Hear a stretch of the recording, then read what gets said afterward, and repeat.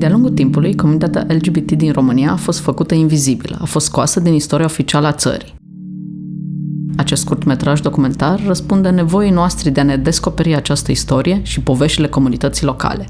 Este inevitabil subiectiv, pentru că lipsa unei arhive și lipsa unei documentații oficiale, am povestit cu persoane din comunitatea locală și am citit din articolele care apăreau la acea vreme și vorbeau despre comunitatea LGBT, despre homosexuali, atât în perioada ceaușistă, cât și în anii 90 și 2000, când încă mai era destul de greu să vorbești despre ce înseamnă a fi parte din comunitatea LGBT în Timișoara și în general în România.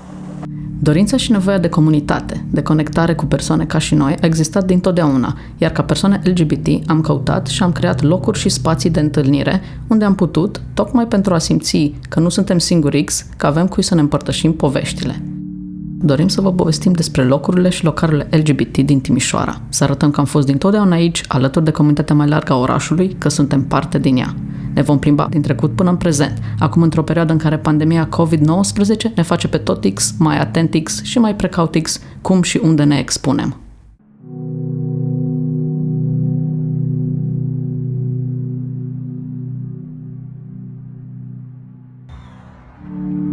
Multă lume asociază istoric discriminarea, marginalizarea și stereotipizarea comunității LGBT cu faimosul articol 200 din 1968 din Codul Penal Comunist. Și totuși, legiferarea comunistă nu a fost prima intruziune în intimitatea populației. Aceasta a avut loc mai devreme, în 1936, când Parlamentul Regatului României a decis să vorbească despre sex în mai mare amănunțime decât oricând altcândva. Codul Penal Român, adoptat în 1864, era astfel revizuit, parlamentarii ajungând nu doar să condamne, ci să și reclasifice o întreagă gamă de acte sexuale.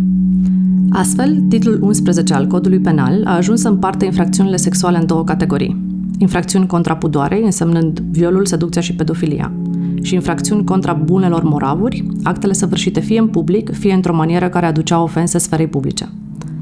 Categoria a doua aduce o nouă prevedere. Articolul 431 incrimina actele de inversiune sexuală săvârșite între bărbați sau între femei, dacă provoacă scandal public, cu închisoare de la 6 luni la 2 ani.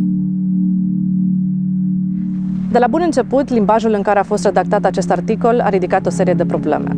S-ar fi putut spune că actele incriminate erau sinonime cu homosexualitatea, iar prevederile erau asemănătoare cu legile europene medievale, care incriminau homosexualitatea la oaltă cu bestialitatea, incestul și raporturile heterosexuale non-vaginale, toate sub rubrica largă a sodomiei și a actelor împotriva naturii.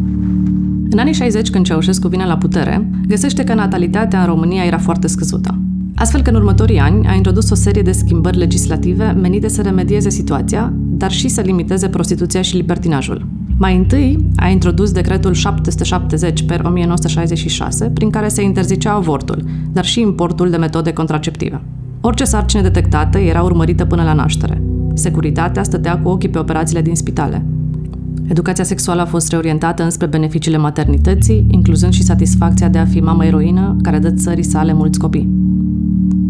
Acest lucru a dus în anul următor la cel mai mare baby boom din istoria României, dar și la moartea până în 1989 a peste 10.000 de femei care au încercat să-și provoace ilegal avortul. Următorul pas a fost controlul total al vieții intime al persoanelor prin adoptarea în cadrul Codului Penal al faimosului articol 200/1968. Acesta incrimina relațiile între persoane de același sex, precum și atragerea și promovarea lor și, prin urmare, și înființarea de ONG-uri LGBT. Relațiile consimțite între persoane de același sex se pedepseau cu închisoare de la 1 la 5 ani, iar durata urca în funcție de factorii agravanți. Ne aflăm în Piața Victoriei, nume dat pieței în urma Revoluției anticomuniste care a izbucnit la Timișoara în 1989 și care a fost punctul de pornire pentru o ulterioară schimbare legislativă în favoarea comunității LGBT. În contextul articolului 200, persoanele LGBT au continuat să se întâlnească, discret evident, pentru că securitatea se afla mai mereu pe urmele lor, încercând să găsească turnători dispuși să-și trădeze proprii vecini, prieteni sau chiar propria familie. Acest lucru i-a forțat să găsească în diferite locuri și evenimente refugiul și sentimentul de apartenență, de comunitate. Fie acasă, dar asta era riscant pentru că pereții aveau urechi, sau mai degrabă în locuri publice, precum cofetării, patiserii, cafenele. O astfel de cofetărie-gelaterie se afla în sediul actualei cofetării, care pe vremuri se numea Crinul, Catangal sau Lesbi Bar, un loc cunoscut pentru lesbienele din acea vreme. Pe ușă scria local rezervat femeilor, pentru că pe atunci exista acest concept și nu doar la Timișoara. Un alt astfel de local se afla la ultimul etaj și pe terasa magazinului Universal Bega din acea perioadă. În acest timp, bărbații se întâlneau în spatele catedralei și cu precădere în Parcul Central, cunoscut și astăzi drept loc de cruising. Nu departe de parcuri, pe Bulevardul Republicii, lângă terasamentul căii ferate, unde pe vremuri era amplasată tribuna pentru defilările de 23 august, se afla în vremea comunismului locul de întâlnire cunoscut drept La Șină. Un alt loc de întâlnire era la băile publice Neptun. Bărbații din comunitate se întâlneau jos la cele două bazine, pe margine, unde era un fel de coloane, ca niște separeuri pentru dușuri. După ce locul a căpătat notorietate, poliția a început să facă razii la aceste băi pentru a introduce subiecții în baza de date. Însă, faptele erau greu de probat.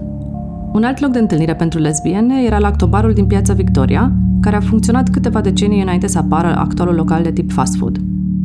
Acolo puteai să bei un pahar cu lapte, iaurt, să mănânci o mămăligă cu brânză și smântână proaspătă, chiar și în vremurile mai grele. La următoarea ușă era un alt loc ce oferea posibilități necunoscuților să se întâlnească în timp ce savurau o cafea proaspăt măcinată. În local nu existau scaune, se stătea în picioare, drept pentru care cafeneaua a rămas cunoscută sub numele de Lavarice. În local existau doar mese înalte, pe un picior, în jurul cărora se putea aduna oricine și petrece oricât de mult timp fără a ridica suspiciuni. Aceste locuri erau preferate de către femei care intrau ziua în amiaza mare, fără ca acest lucru să poată la ochi. Se povestește că bărbații vedeau prin vitrină cine era înăuntru și nu mai intrau. Pasajul din fața operei adăpostea toaletele publice unde se întâlneau bărbații. Pasajul a fost cauza numeroaselor scandaluri publice. Scandaluri în care bărbații se întâlneau în pauza de la spectacol și reveneau în sala de spectacol 10 minute mai târziu. În tot acest timp, securitatea îi fila prin divizia de moravuri. Drept urmare, la un moment dat au fost arestați 10 bărbați.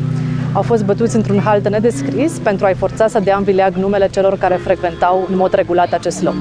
Li s-au desemnat avocați din oficiu, care însă nu au putut să-i asiste decât după mai multe zile de tortură. Ar trebui menționat că articolul 200 a fost conceput și ca instrument de șantaj și de răzbunare împotriva adversarilor politici. Printre cei arestați erau fii de familii suspuse, chiar fii de nomenclaturiști, dintre care unii au și fost condamnați. După cum spuneam, articolul 200 condamna persoanele găsite vinovate cu închisoare de la 1 la 5 ani. Deși regimul comunist a fost înlăturat în 1989, articolul 200 a rămas în vigoare și au fost persoane care au avut mult de suferit de pe urma lui. Cel mai faimos caz este al sportivei Mariana Cetiner, care a stat 3 ani în închisoare în anii 90, dar pentru Timișoara cunoscut este cazul lui Ciprian Cucu din Sân Nicolau Mare și al lui Marian Mutașcu din Timișoara. Cei doi s-au cunoscut prin scrisori trimise către rubrica de anunțuri publice dintr-un ziar, au avut o relație și pentru un timp au locuit împreună. Povestea lor de dragoste s-a încheiat însă în arestul poliției în 1993, unde, după nenumărate bătăi și umilințe, cei doi și-au recunoscut fapta și au fost condamnați. La presiunile Amnesty International și ale Comitetului Helsinki Român, Ciprian și Marian au fost eliberați. Din păcate, un ziar local a publicat acest caz cu numele și adresele complete ale celor doi, numitul pe Ciprian un pericol social. Drept urmare, după ce au fost achitați, Ciprian a fost exmatriculat. Alertați de notorietatea cazului, patronii cărora Marian li s-a adresat au refuzat să le angajeze. Când într-un final și-a găsit o slujbă, hărțuiala continuă a colegilor l-au făcut să demisioneze. În 1995, în urma presiunii și izolării la care fusese supus, Marian s-a sinucis. Despre Ciprian știm că a emigrat în America. În 1996, la un an după solicitarea României de a fi primită ca membru în Uniunea Europeană și în urma presiunilor internaționale, articolul 200 a fost modificat. Drept urmare, relațiile consensuale în privat între două persoane adulte de același sex au fost dezincriminate. Cu toate acestea, articolul a continuat să incrimineze relațiile între persoane de același sex ce aveau loc în public sau duceau la scandal public. Articolul 200 a continuat de asemenea să interzică înființarea de ONG-uri LGBT. După începerea negocierilor de aderare la UE, România a trebuit să demonstreze că a înregistrat progrese în armonizarea legislației interne cu legislația europeană, inclusiv în domeniul drepturilor minorităților de orientare sexuală.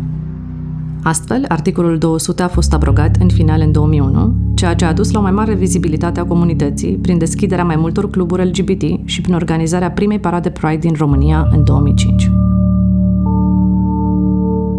Parcul Central este cunoscut și în afara comunității, însă nu are cel mai bun renume. Este cunoscut ca un loc de cruising, dar pentru comunitatea LGBT a fost mult mai mult decât atâta.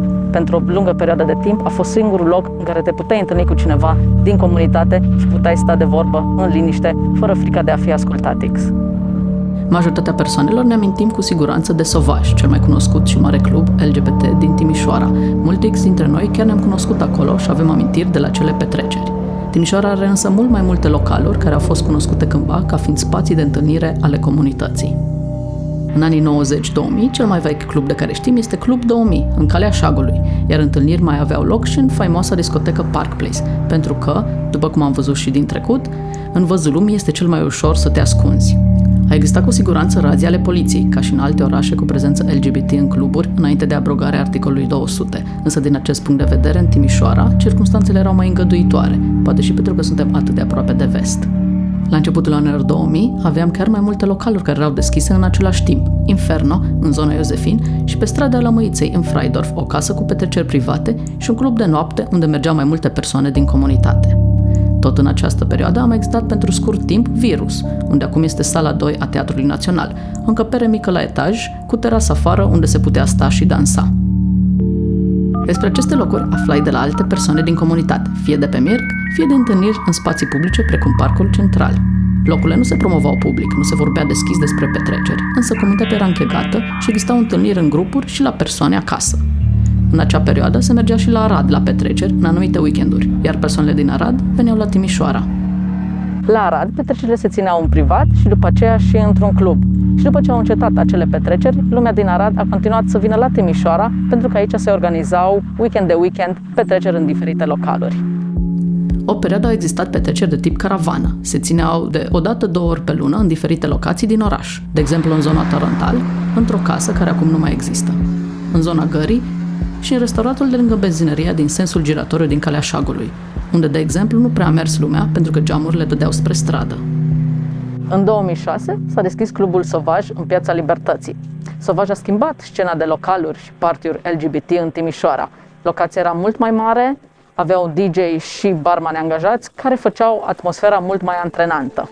Sovaj semăna cu cluburile celelalte de petrecere din Timișoara și a atras acel public de partygoers, dar și persoane care nu au mai ieșit în oraș de multă vreme sau chiar deloc, tocmai pentru că era o locație considerată sigură.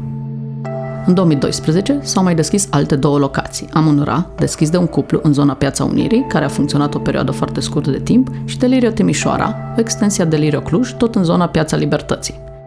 La deschiderea Amun-Ra a avut loc un spectacol de travesti, iar în alte seri de petrecere, oricine putea să devină DJ pentru câteva ore. Conducerea Delirio Timișoara a organizat seri tematice, seri de board games și au ținut deschis și în alte zile ale săptămânii, nu doar pentru petrecerile de weekend. Fiecare dintre aceste localuri a întâmpinat probleme și a fost închis la scurt timp după 2012. Delirio Timișoara, din cauza sesizărilor dese la poliție din partea vecinilor pentru gălăgie, iar Sovaj Timișoara pentru că au scăzut standardele, iar publicul consumator a încetat să mai meargă.